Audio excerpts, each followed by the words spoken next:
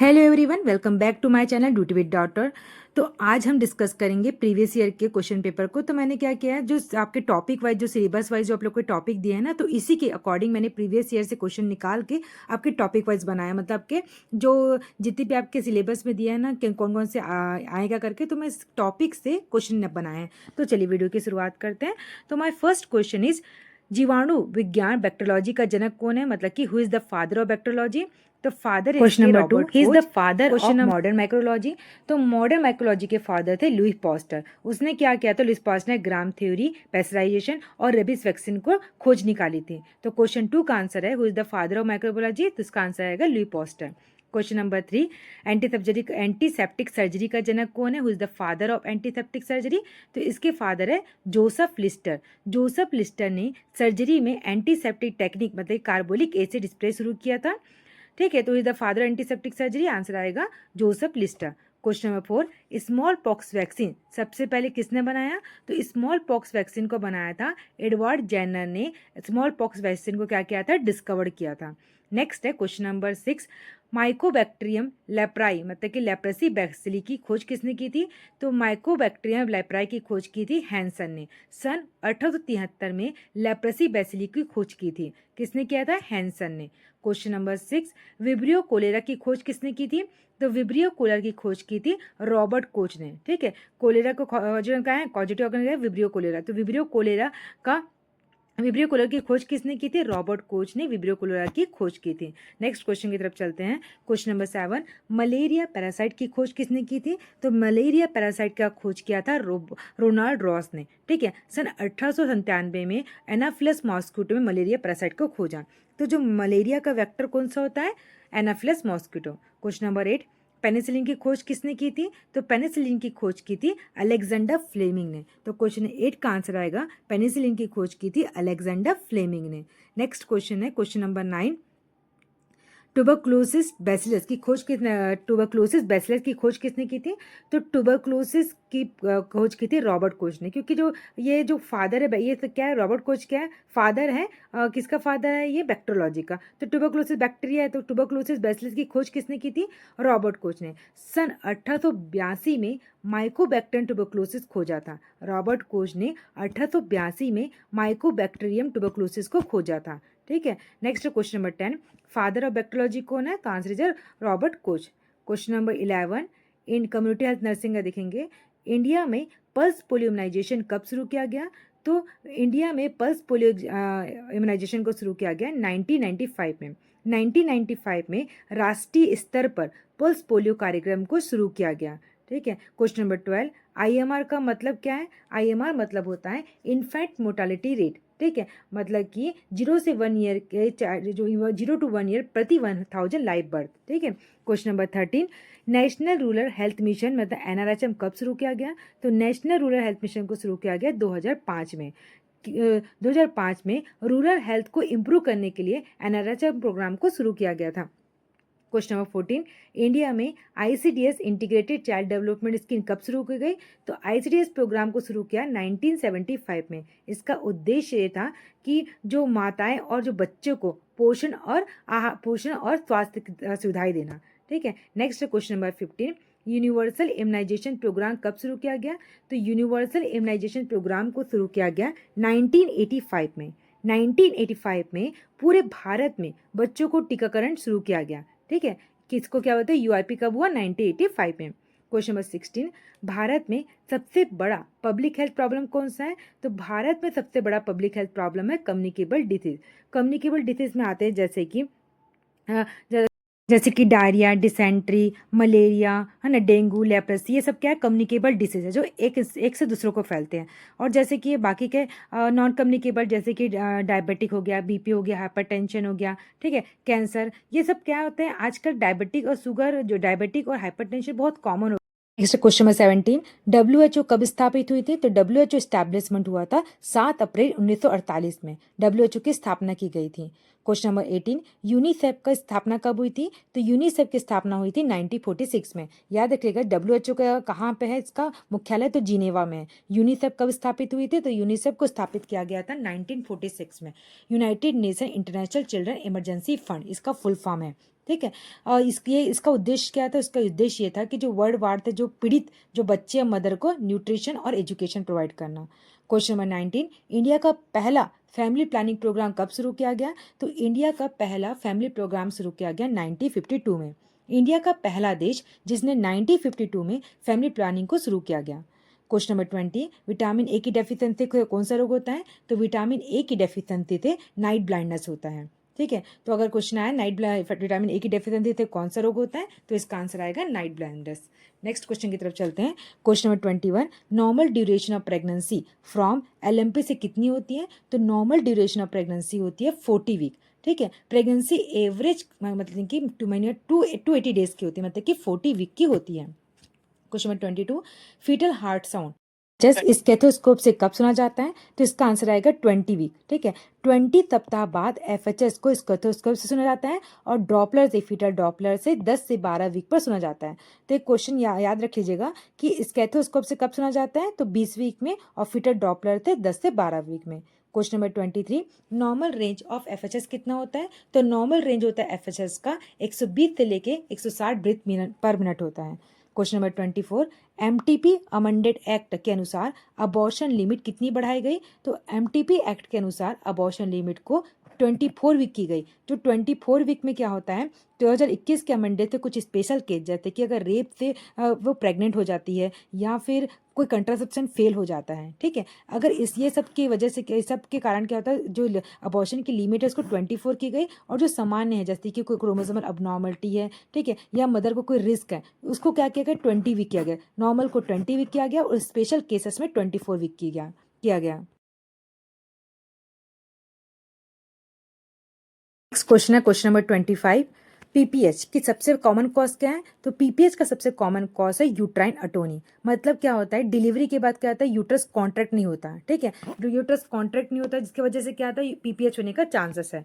तो जब uterus contract नहीं होता तो क्या होगा, उसको हैवी ब्लीडिंग होगी। तो पीपीएच का कॉमन कॉज है अटोनी, यूट्राइन अटोनी। ठीक है, तो इसके लिए क्या किया जाता है, सबसे इसके लिए यूट्रस को कॉन्ट्रैक्ट करने के लिए यूट्रस में हैवी मतलब बहुत तेजी से क्या करना है, उसको मसाज करना रहता है। अगर यूट्रस को अच्छे से मसाज करेंगे तो ये क्या करेगा, यूट्रस क्या करेगा, कॉन्ट्रैक्ट होगा। ठीक है, और जो फिर क्या कहते हैं, जब यूट्रस कॉन्ट्रैक्ट होगा तो ब्लीडिंग क्या हो जाएगी, कम हो जाएगी। इसकी वजह से पीपीएच क्या हो जाएगा, कम, मतलब पीपीएच को बचाया जा सकता है, पीपीएच होने से बचाया जा सकता है। तो क्वेश्चन नंबर 25 का आंसर आएगा, पीपीएच के सबसे कॉमन कॉज क्या है? तो पीपीएच का सबसे कॉमन कॉज है यूट्राइन अटोनी। नेक्स्ट क्वेश्चन की तरफ चलते हैं, क्वेश्चन नंबर 26।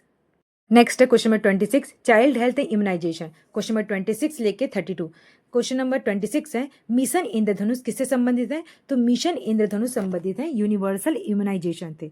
2014 में इसको शुरू किया गया, सभी बच्चों को पूर्ण टीकाकरण। ठीक है, तो मिशन इंद्रधनुष किससे संबंधित है? तो इसका आंसर आएगा यूनिवर्सल इम्यूनाइजेशन से। वो कब लॉन्च हुआ? तो इसको 2014 में शुरू किया गया ताकि सभी बच्चों को टीकाकरण दिया जा सके और बच्चों को बीमारियों से बचाया जा सके। Question number 27, zero dose of OPV polio vaccine को कब दी जाती है? तो जीरो डोज ऑफ ओपीवी को, पोलियो वैक्सीन को एट बर्थ में दी जाती है। ठीक है, ताकि पोलियो से बचाया जा सके। जीरो डोज को ओपीवी कब देते हैं? तो आंसर आएगा एट बर्थ में देते हैं। उसके बाद है next question, question number 28। Question number 28, measles rubella मतलब एमआर वैक्सीन पहली बार कब दी जाती है? तो मिजल्स रुबेला की वैक्सीन को फर्स्ट डोज इसकी 9 मंथ में दी जाती है और सेकेंड डोज 16 से लेके 24 मंथ में दी जाती है। ठीक है, ताकि मिजल्स और रुबेला से बच्चे को बचाया जा सके। तो 9 मंथ में क्या देंगे, 9 मंथ में पहला डोज और दूसरा डोज 16 से 24 मंथ में दी जाती है। क्वेश्चन नंबर 29, इंडिया को पोलियो फ्री कब घोषित किया गया? तो इंडिया को पोलियो फ्री 2014 में घोषित किया गया। ठीक है, ये क्वेश्चन, ये सब जो योजनाएं हैं और ये जो सब ये क्या बोलते हैं प्रोग्राम्स हैं ना, ये सब आप लोग ध्यान से देख लीजिएगा, पढ़ लीजिएगा, क्योंकि प्रोग्राम आ सकते हैं। ठीक है, तो क्वेश्चन में 29 का आंसर है, इंडिया को पोलियो फ्री कब घोषित किया गया? तो इंडिया को पोलियो फ्री घोषित किया गया 2014 में। 2014 में इंडिया को पोलियो फ्री घोषित किया गया। तो नेक्स्ट क्वेश्चन की तरफ चलते हैं, क्वेश्चन नंबर 30। न्यूनेटल पीरियड कितने दिनों का होता है? तो न्यूनेटल पीरियड होता है 28 दिन का। मतलब कि जन्म से लेके 28 दिन को जो 0 से लेके 28 दिन के जो बच्चे होते हैं उसे न्यूनेटल कहा जाता है। मतलब 0 से लेके 28 दिन को न्यूनेटल पीरियड कहा जाता है। क्वेश्चन नंबर 31, इंडिया में सबसे कॉमन कॉज क्या है इन्फेंट मोर्टालिटी का? तो इंडिया में सबसे कॉमन कॉज है इन्फेंट मोर्टालिटी का प्रीटर्म बेबी और लो बर्थ वेट, मतलब कि न्यूनेटल डेथ होता है प्रीमेच्योरिटी की वजह से, और लो बर्थ वेट जो कहता है प्रीमेच्योरिटी और लो बर्थ क्या करता है, कॉज करता है इन्फेंट मोर्टालिटी रेट को जीरो से लेके इन्फेंट मोर्टालिटी 0 से लेके 1 ईयर को इन्फेंट मोर्टालिटी रेट बोलेंगे, ठीक है। तो इसे कॉमन कॉज क्या क्या करता है, प्रीटर्म और low birth weight. Question number 32, communicable disease का देखेंगे। मलेरिया का कैरियर कौन है, मलेरिया का वेक्टर कौन है? तो इसका आंसर आएगा फीमेल एनाफिलस, ठीक है। ये कौन से ग्रुप से बिलोंग करता है? फैल्मीवायरस ग्रुप से बिलोंग करता है, ठीक है। तो मलेरिया का वेक्टर कौन है? मलेरिया का वेक्टर है female Anopheles mosquito. Question number 33, HIV virus सबसे पहले भारत में कब पाया गया? HIV मतलब कि ह्यूमन इम्यूनोडेफिशिएंसी वायरस। तो HIV वायरस सबसे पहले भारत में कहाँ पाया गया? तो भारत में 1986 में तमिलनाडु में पहला HIV केस मिला, ठीक है। याद रखना, क्वेश्चन नंबर 33 क्या है? HIV वायरस सबसे पहले भारत में कब पाया गया? तो 1986 में सबसे पहला केस कहाँ बना? सबसे पहला केस 1986 में मिला। कहाँ पे मिला? तमिलनाडु में सबसे पहला HIV केस मिला। नेक्स्ट है क्वेश्चन नंबर 34, कोविड-19 का पॉजिटिव वायरस कौन है? तो कोविड-19 का पॉजिटिव वायरस है SARS-CoV-2, ठीक है। SARS-CoV-2 इसका क्या है? पॉजिटिव वायरस है। क्वेश्चन नंबर 34 का आंसर क्या है? कोविड-19 पॉजिटिव वायरस क्या है? SARS-CoV-2। क्वेश्चन नंबर 35, WHO ने कोविड-19 को पेंडेमिक कब घोषित किया? तो WHO ने कोविड-19 को पेंडेमिक घोषित किया 11 मार्च 2020 में। तो 35 का आंसर आएगा बी। कोविड-19 को पेंडेमिक कब घोषित किया गया? तो इसका आंसर आएगा 11 मार्च 2020 को पेंडेमिक घोषित किया गया। नेक्स्ट है question number 36, Naegele rules of expected date of delivery कैसे निकाली जाती है? EDD कैसे निकाली जाती है? तो जैसे कि LMP हो गया, ठीक है, लास्ट मेंस्ट्रुअल पीरियड, उस महिला का जो लास्ट मेंस्ट्रुअल पीरियड रहेगा उस, और इसमें क्या करेंगे, और जो उसका जो मंथ रहेगा, जिस मंथ में उसका आया है, ठीक है, +9 करेंगे, और इसमें क्या करेंगे, यहाँ पे प्लस आएगा ना, ठीक है, माइनस नहीं, यहाँ पे प्लस है, थोड़ा सा करेक्ट कर लीजिएगा। तो इसमें क्या करेंगे, +7 डेज करते हैं, मतलब कि नेगरी रूल्स के अनुसार LMP में 9 मंथ को जोड़कर +7 डेज करते हैं। जिसका जो लास्ट मेंस्ट्रुअल पीरियड रहेगा उसमें क्या करेंगे, जिस मंथ में लास्ट मेंस्ट्रुअल पीरियड उसमें क्या करेंगे, +9 करेंगे, ठीक है। और जिस दिन आया है, मतलब कि 1 तारीख को आया है, उसमें +7 करेंगे, और जिस मंथ में है, जैसे कि अभी चल रहा है अक्टूबर, तो अक्टूबर में क्या करेंगे, +9 मंथ करेंगे, और मान के चलो आज 1 तारीख है तो उसमें 7 दिन प्लस करेंगे, ठीक है। चलिए एग्जाम्पल देखते हैं क्वेश्चन नंबर 37 का। अगर किसी महिला का LMP 10 जनवरी 2024 है तो EDD क्या होगा? नहीं, LMP क्या है, 10 जनवरी 2024। तो क्या कर, जनवरी में हमें क्या करना है, जनवरी में हमें 9 मंथ को ऐड करना है, और 9 मंथ ऐड किए तो क्या आएगा, 9 मंथ करेंगे तो इसका आंसर क्या आएगा, आप लोग मुझे कमेंट करके बताइए, ठीक है। अगर देखिए इससे समझते हैं, ये LMP है, LMP कब है, 10 जनवरी 2024। तो इस जनवरी में क्या करना है, हमें 9 मंथ को प्लस करना है, 9 मंथ प्लस किए, ठीक है। उसके बाद क्या आया, 9 मंथ प्लस करने के बाद जनवरी क्या आएगा, दिसंबर, ठीक है, दिसंबर 24। अब ये 10 तारीख में हमें 7 दिन को और प्लस करना है, तो क्या हुआ, 17। तो आप लोग इसका आंसर बताइए 37 का एक्सपेक्टेड क्या निकलेगा इसका। अब है नेक्स्ट देखते हैं, आप लोग को कमेंट करिए क्या आंसर आएगा। तो चलिए नेक्स्ट क्वेश्चन की तरफ चलते हैं। क्वेश्चन नंबर 38, प्रेगनेंसी की नॉर्मल ड्यूरेशन LMP से गिनी जाती है, जो होती है, कब से गिनी जाती है प्रेगनेंसी की नॉर्मल ड्यूरेशन LMP? 40 वीक से। प्रेगनेंसी की गिनती LMP से की जाती है। औसतन कितनी होती है, 280 डेज की महिला की प्रेगनेंसी होती है, मतलब कि 40 वीक से। कब कहाँ से देखते हैं, तो LMP के लास्ट मैसेज से देखा जाता है। क्वेश्चन नंबर 39, क्यूकनिंग मतलब कि फीटल मूवमेंट महसूस होना LMP से कितने हफ्तों से होता है? तो क्यूकनिंग का फील होना होता है फीटल मूवमेंट का प्राइमरी ग्रेविडा में कब होता है, जो फर्स्ट मूवमेंट होता है, ठीक है। प्राइमरी ग्रेविडा में 20 वीक में होता है, और मल्टी ग्रेविडा में 18 वीक से होता है। तो याद रखिएगा, क्यूकनिंग कब फील होता है, प्राइमरी ग्रेविडा में 20 वीक से, और मल्टी ग्रेविडा में कब होता है, 18 वीक से, ठीक है, LMP से अगर गिना जाए तो। क्वेश्चन नंबर 40, अबॉर्शन की क्या परिभाषा है? तो अबॉर्शन मतलब होता है termination of the pregnancy before 20 week, या फिर फीटस का जो वेट है 500 ग्राम से कम होना। तो इसका करेक्ट आंसर आएगा अबॉर्शन का आंसर नंबर सी। WHO के अनुसार क्या होता है, वायबिलिटी से पहले प्रेगनेंसी का समाप्त होना क्या कहलाता है, अबॉर्शन कहलाता है, ठीक है। मतलब कि टर्मिनेशन ऑफ प्रेगनेंसी 20 हफ्ते से पहले, औरत जो प्रेग्नेंट है उसके टर्मिनेट हो गया उसकी प्रेगनेंसी 20 हफ्ते से पहले, और फीटस का वजन कितना है, 500 ग्राम से कम, तो क्या कहलाता है, अबॉर्शन। क्वेश्चन नंबर 41, WHO के अनुसार अबॉर्शन का मतलब प्रेगनेंसी का समाप्त होना कब तक कहलाता है? तो क्या करेगा, बिफोर 20 वीक, ठीक है। क्वेश्चन नंबर 20 वीक है, किसको बोलेंगे, अबॉर्शन होना किसको बोलेंगे, बिफोर 20 वीक्स से पहले क्या बोलेंगे, उसको समाप्त होना अबॉर्शन कहलाता है। क्वेश्चन नंबर 42, इंड्यूस्ड अबॉर्शन का मतलब क्या है। इंड्यूस का मतलब होता है डेलिब्रेट या फिर मेडिकल सर्जिकल इंटरवेंशन। जिस अबॉर्शन को मेडिकल या सर्जिकल इक्विपमेंट से डॉक्टर जिसको करता है, ठीक है, मेडिसिन से, डेलिब्रेट मेडिकल या सर्जिकल इंस्ट्रूमेंट से यूज़ करके जिस अबॉर्शन को किया जाता है उसे इंड्यूस अबॉर्शन कहते हैं, ठीक है, जिस प्रेगनेंसी डॉक्टर की मदद से टर्मिनेट किया जाता है। क्वेश्चन नंबर 43, थ्रेटेड अबॉर्शन की पहचान क्या है। थ्रेटेड अबॉर्शन में होता है ब्लीडिंग होती है और इसका जो सर्विक्स होता है वो क्लोज रहता है, ठीक है। थ्रेटेड अबॉर्शन में क्या होगा, जो मदर रहेगी उसका ब्लीडिंग होगा, पेन होगा, और उसका जो सर्विक्स रहेगा क्या है, क्लोज रहेगा। बेबी लाइव रहेगा, बेबी का हार्ट बीट भी विजिबल रहेंगे, ठीक है, बट इसमें क्या रहेगा, ब्लीडिंग होगी, ठीक है, और इसमें बेबी सर्वाइव करेगा। उसमें क्या रहेगा, जो सर्विक्स रहेगा वो क्लोज रहेगा। क्वेश्चन नंबर 44, मिस्ड अबॉर्शन की पहचान क्या है।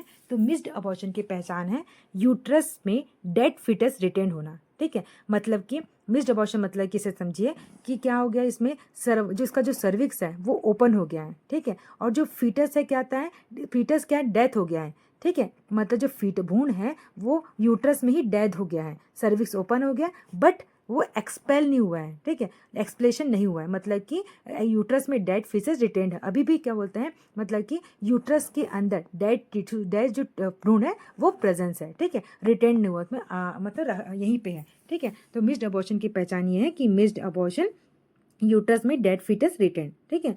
उसके बाद है इसमें क्या होता है, सर्विस ओपन हो जाती है। क्वेश्चन नंबर 45, अबॉर्शन कंफर्म करने के लिए सबसे यूजफुल इन्वेस्टिगेशन कौन सी है। तो अबॉर्शन कंफर्म करने के लिए सबसे यूजफुल इन्वेस्टिगेशन है अल्ट्रासाउंड।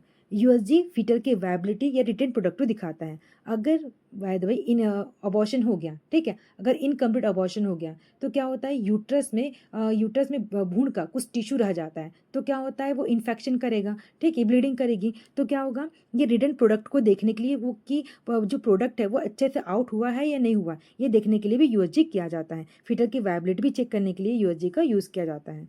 क्वेश्चन 46, इनकम्प्लीट अबॉर्शन में यूट्रस साफ करने के लिए कौन सी प्रक्रिया की जाती है। तो इनकम्प्लीट अबॉर्शन में यूट्रस साफ करने के लिए डायलेटेशन एंड क्यूरेटेज किया जाता है। ये 2 स्टेज में होता है। सबसे पहले क्या करते हैं, पहले मेडिसिन देकर सर्विक्स को क्या किया जाता है, सॉफ्ट किया जाता है, फिर सर्विक्स क्या ओपन हो जाएगा, फिर सर्जिकल इंस्ट्रूमेंट से इसको इवैक्यूएट किया जाता है। नेक्स्ट है क्वेश्चन नंबर 47, रिकरेंट अबॉर्शन की परिभाषा क्या है। तो रिकरेंट अबॉर्शन मतलब कि 2 बार से ज़्यादा मतलब कि 3 या सबसे उससे ज़्यादा जो अबॉर्शन होता है उसको रिकरेंट, मतलब बार बार वो लगातार 3 बार वो उसके प्रेगनेंसी लॉस होती है, उसे रिकरेंट अबॉर्शन कहा जाता है।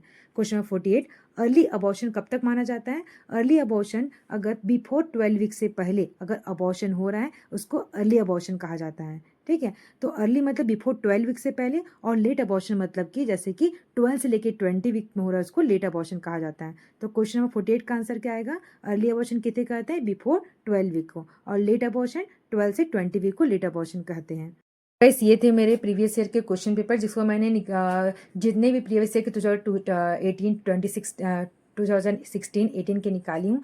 तो आप लोग इस वीडियो को देख लीजिएगा क्योंकि इसमें पूरा प्रोग्राम्स है ना, ये पूरा माइक्रोबायोलॉजी को कवर किया गया है। अगर आप लोग को वीडियो अच्छी लगी हो तो मेरी वीडियो को लाइक सब्सक्राइब जरूर करें और कमेंट में बताएं कि आप लोग को वीडियो कैसी लगी।